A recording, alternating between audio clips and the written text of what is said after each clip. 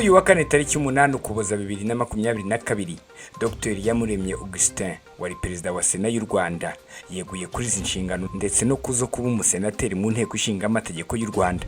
Ibaruwa y'ubwegure bwe yayandikiye abasenateri abamenyesha ndetse anamenyesha Perezida wa Repubulika. Muri iyi baruwa yavuze ko yeguye ku mwanya w'ubuyobozi bwa Sena no ku busenateri kubera impamvu z'uburwayi, akaba akeneye gufata umwanya wo gukomeza kwivuza bitabangamiye inshingano ashinzwe. Ati mboneyeho kongera gushima nyakubahwa Perezida wa Repubulika icyizere ntagereranwa atahwemye kungaragariza.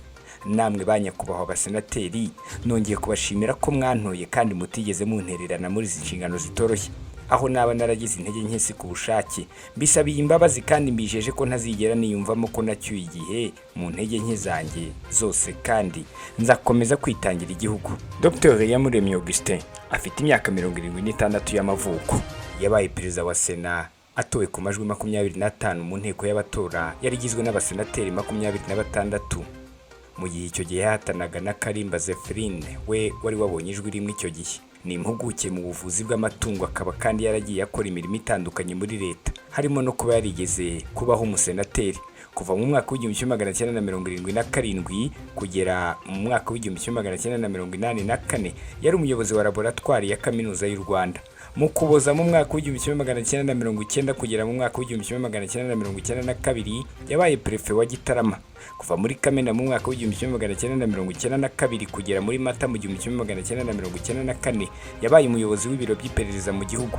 Muri Nyakanga mu mwaka w'1994 kugera mu mwaka w'1998 yabaye minisitiri w'ubuhinzi. Kuva mu mwaka w'1998 kugera muri Nyakanga mu mwaka w'1999 yabaye minisitiri w'itangazamakuru. Kuva muri Nyakanga mu mwaka w'1999 kugera muri Werurwe mu mwaka w'2000 yabaye minisitiri w'ububanyi n'amahanga. Naho kuva mu mwaka w'2001 kugera mu mwaka w'2003 yabaye depite mu nteko ishinga amategeko. Kuva mu mwaka w'2015 yari umuyobozi w'urwego rw'igihugu ngishwanama rw'inararibonye z'u Rwanda. Dr Iyamuremye yabaye umwarimu muri kaminuza ndetse kandi aba umunyapolitiki, amenyekana cyane mu ishyaka PSD.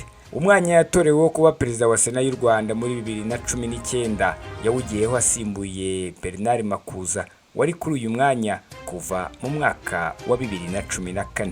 Simeon Stizo Muhumuza, Hobe, Australia, i Kigali.